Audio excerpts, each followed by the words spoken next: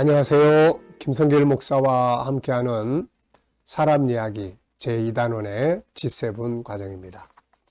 이 시간부터는 제11장을 우리가 함께 나누겠는데요. 11장은 억압에서 자유하기 8번째. 가만히 앉아 있지 마라. 가만히 있지 마라. 네.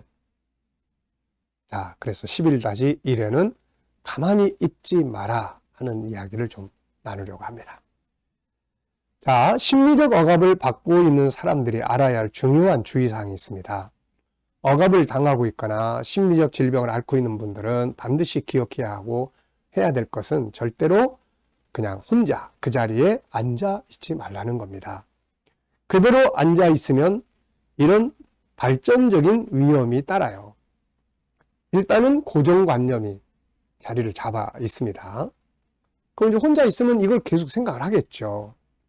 계속 생각하면은 또 생각이 생각을 꼬리를 물고 일어납니다. 그렇게 되면은 이게 자꾸 부정적인 세계관으로 자꾸 빨려 들어가요. 이게 생각이 눈덩어리 이렇게 굴리면 눈덩어리가 계속 커지잖아요. 네, 그래서 이제 가만히 있으면은 기존에 있던 고정관념이 자꾸 떠올라요. 그리고 그 떠오르는 생각이 또 꼬리를 물고 또 발전을 합니다. 그러면 나중에 이게 눈덩이처럼 커져서 그냥 생각 속에서 묶여 있는 거예요. 이게 현실로 나와야 되는데. 그래서 혼자 있는 것은 좋은 게 아니다. 자, 억압이나 심리적 질병은 모두 생각 속에서 벌어지는 일들입니다. 그러므로 심리적 억압 속에 있는 사람들이 그냥 집안에 있다든지 아무것도 귀찮다고 하지 않는다면 그 부정적 생각은 자꾸 꼬리를 물고 또 일어납니다. 그래서 결국은 자기 자신이 그 생각 속에 갇히게 되죠. 자, 그러므로 우리가 억압이 있는 경우들은 적극적으로 만나고 뭔가 행동하고 집에 혼자 있더라도 그냥 가만히 있는 게 아니라 계획을 짜서 집에 안에서 내가 할 일이 뭐고 집에 들어가지 말라는 말이 아니에요. 어차피 혼자 사는 경우에는 혼자 있는 시간이 있을 수밖에 없습니다. 그러면 이런 시간들을 내가 어떻게 사용할 거냐. 그러니까 사람은 혼자인데 뭔가 행동은 다양한 것들을 같이 하고 있는 거죠. 이거 말하는 겁니다. 그러니까 뭐 혼자 있으면 집에도 들어가지 말고 이게 아니고 집엔 들어가야죠. 근데 집에서 다양한 일들과 같이 움직여라 하는 것을 우리가 기억을 해야 되겠습니다. 뇌를 그냥 두면 항상 입력되어 있는 부정적인 것들을 먼저 떠오르게 만들죠. 그러므로 새로운 정보, 나를 자유하게 하는 정보를 보고 듣고 입으로 외침으로 뇌가 새로운 정보를 입력하고 그걸 꺼내놓을 수 있도록 해야 합니다. 눈앞에 보이는 상황, 환경에 변화를 주고 사람은 다른 것을 보게 되면 그 전 생각은 잊어버리고 다른 생각을 하게 되기 때문이죠.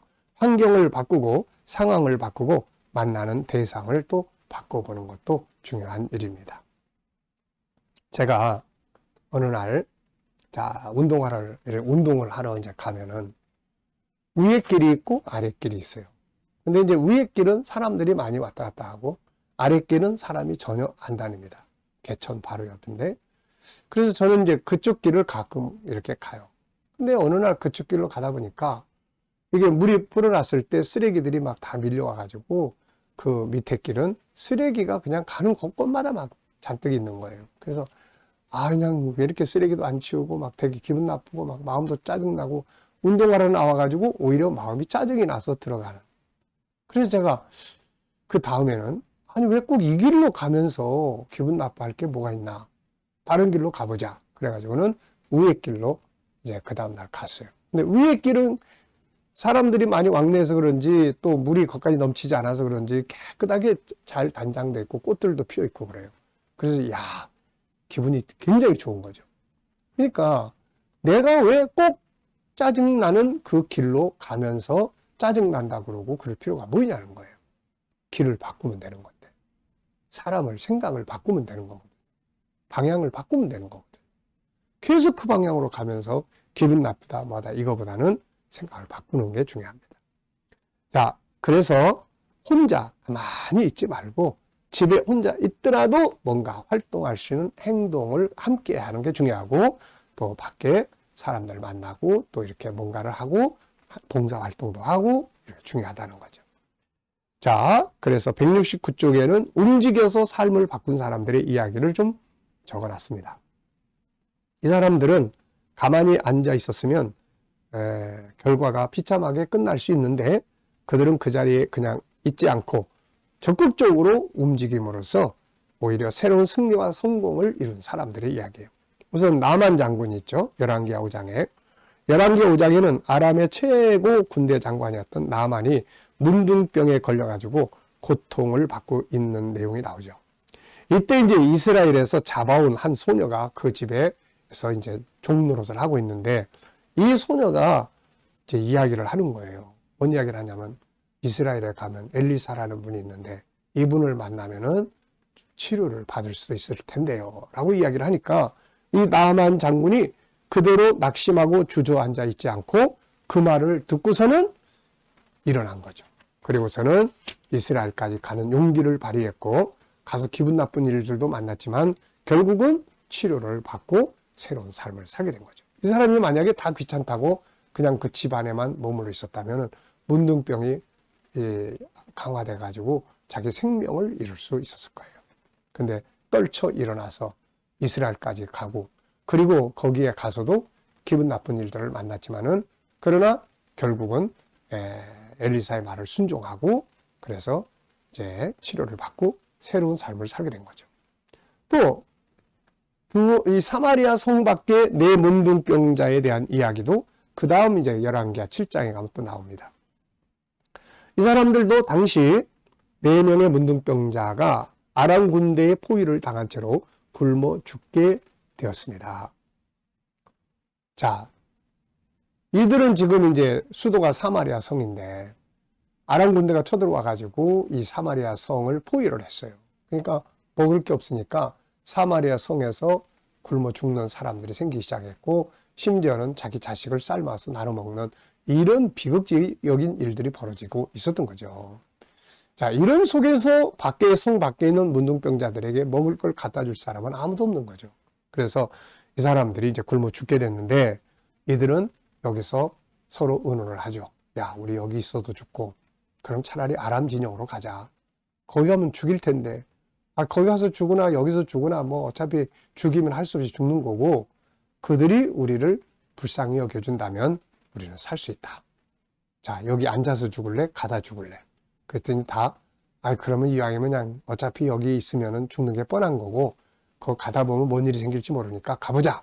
이래가지고 간 거죠. 그게 사는 비결이었어요. 그래 가보니까는 하나님이 이들을 사용하셔가지고 적군이 아주 그 군대가 몰려오는 소리를 전환시켜 준 거죠. 그래서 아람 군대가 다 도망가 버렸습니다. 그러니까 이 사람들이 만약에 거기서 그냥 가만히 있었으면은 꼼짝없이 죽었어요. 근데 움직인 거죠. 밖으로 나갔고 적진을 향해서 간 겁니다. 이게 필요한 거예요. 그래서 우리가 힘들고 어렵고 마음이 아프고 그럴수록 은둔하지 말고 적극적으로 누굴 만날까? 어디를 가볼까? 어떻게 해볼까? 어떤 일을 해볼까? 해서 적극적으로 그 일에 매달리다 보면은 그것이 나를 자유케 할 수가 있다 하는 것입니다. 우리가 이 점을 잘 기억하셔서 정말 내가 어떤 상황 속에 있더라도 그런 일은 다 올 수 있어요. 뭐 우울증도 올 수 있고 뭐 저도 공황 장애도 왔다가 해결을 하고 또 뭐 우울증도 왔다가 해결하고 막 인생을 살아가다 보면은 참 뭐 그런 것들의 기본이 누구나 다 있어요. 근데 어떻게 대처를 하느냐, 어떻게 해결을 하느냐, 그걸 대처하는 방법을 알고 있느냐, 이런 것들이 이제 중요한 거예요. 자, 그래서 이 시간에는 이 11장에서는 가만히 있지 마라. 가만히 앉아 있지 마라. 가만히 있지 말고 누구를 만나든 어디를 가든 무엇을 하든 움직이면 억압에서 자유를 얻게 된다 하는 것입니다. 자, 이 시간은 여기까지 하고 마치도록 하겠습니다. 감사합니다.